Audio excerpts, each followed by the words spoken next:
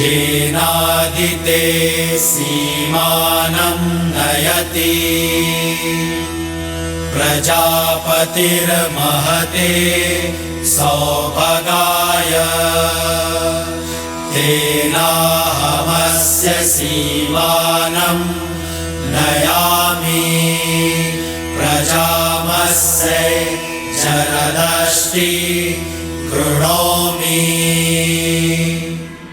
सीमांत संस्कार 16 संस्कारों में तीसरा है देवियों।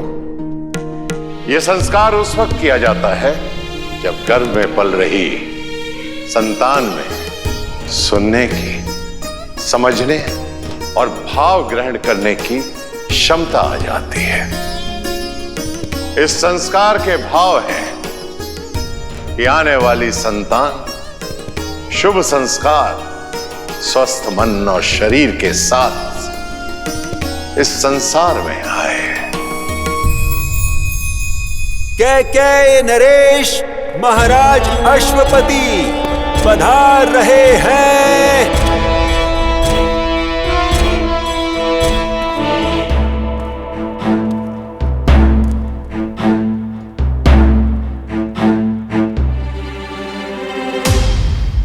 पिताश्री,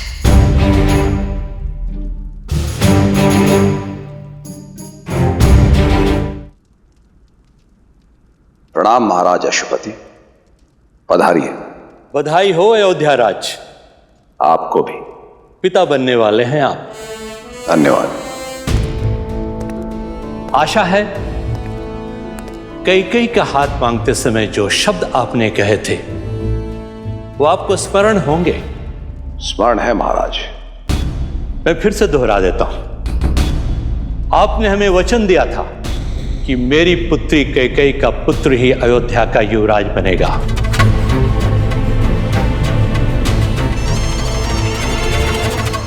परंतु आपकी तीनों ही रानियां एक साथ गर्भवती हैं।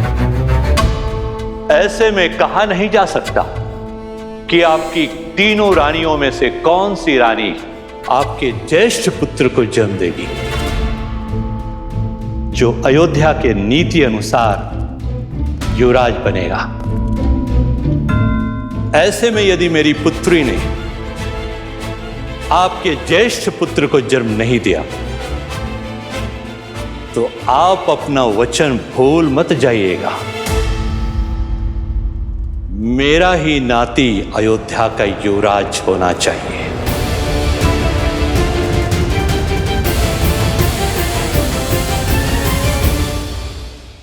रघुकुल में वचन तोड़ने की प्रथा नहीं है पिताश्री।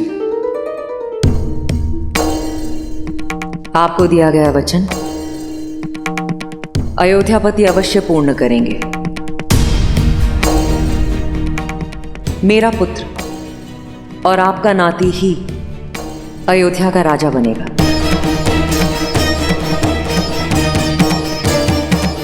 चाहे वो मेरी कोख से जन्मे या किसी और की।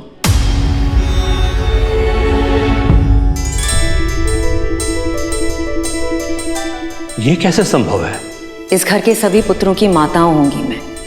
उसके नाते सारे राजकुमार आपके नाती हुए तो फिर आपका वचन कैसे भंग हुआ?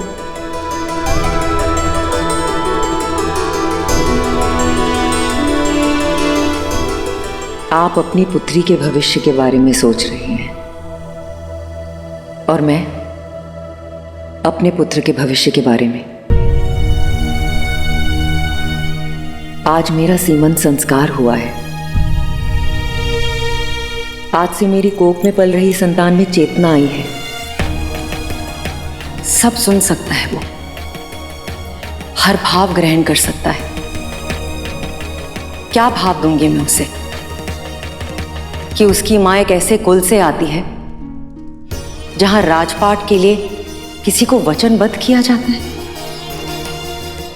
अपने लोभ के लिए कुल की नीति को तोड़ दिया जाता है। नहीं पिताश्री, एक पिता अपनी संतान में प्राण डालता है, किंतु एक माता अपनी संतान में संस्कार डालती है। मैं चाहती हूं जब भी कोई मेरे पुत्र को देखे तो उसमें रघुकुल के गर्व के साथ साथ कैकेयी के धर्म और संस्कार को भी देखे। मिताश्री, मैं अब कैकेयी की बेटी नहीं, मैं अयोध्या की कुलवधू, उस अयोध्या की जो मेरे होने वाले पुत्र की मातृभूमि है, और अपनी इस मातृभूमि का बल मैं कभी घटने नहीं दूंगी पिताश्री, कभी नहीं।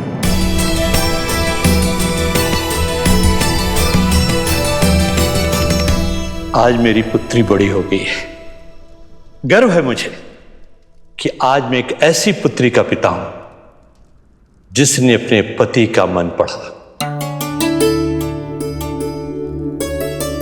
और अपने ससुराल की मर्यादा को रखने के लिए इतना निस्वार्थ निर्णय लिया।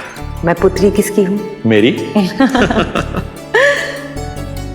और तुम्हारा पुत्र भी तुम्हारी ही भांति सदा निस्वार्थ रहेगा और धर्म के मार्ग पर चलेगा। कैकेयी,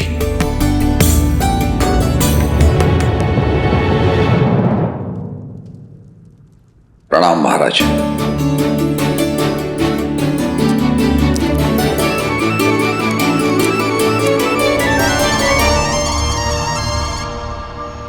कैकेयी,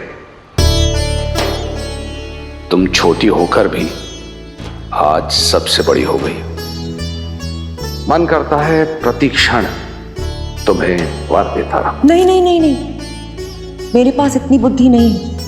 वर्षों पहले जो 2 बार आपने दिए थे, अब तक नहीं समझ पाई उनका क्या करूं।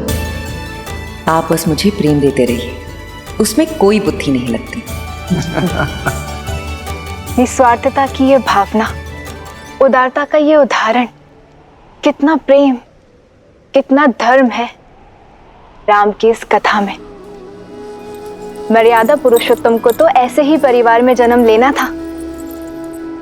महादेव, अब मुझसे और प्रतीक्षा नहीं होती। मुझे श्री राम का मुख देखना है, वहीं अयोध्या जाकर। तो प्रतीक्षा को समाप्त करते हैं देवी और प्रस्थान करते हैं अयोध्या नगरी की ओर, जहां समस्त अयोध्यावासी प्रतीक्षारत है अपने युवराज के जन्म के लिए।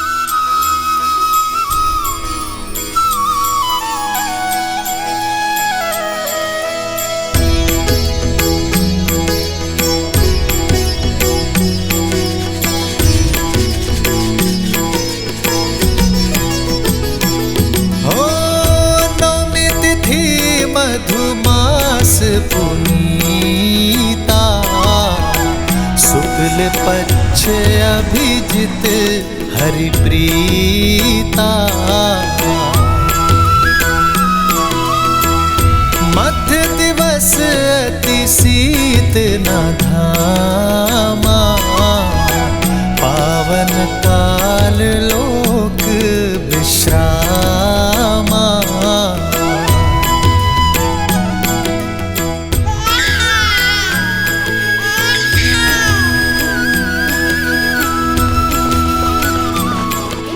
महाराज, बधाई हो, दशरथ नंदन आए हैं।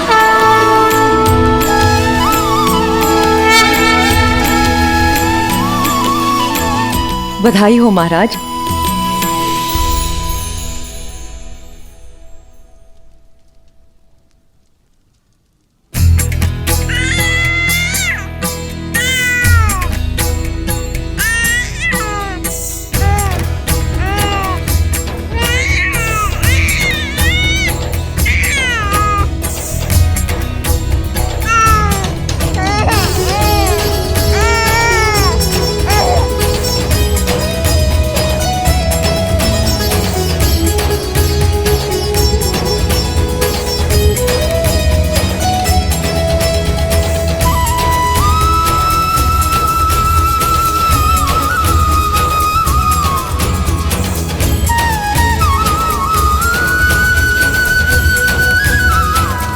मेरा पुत्र, मेरा प्रिय पुत्र।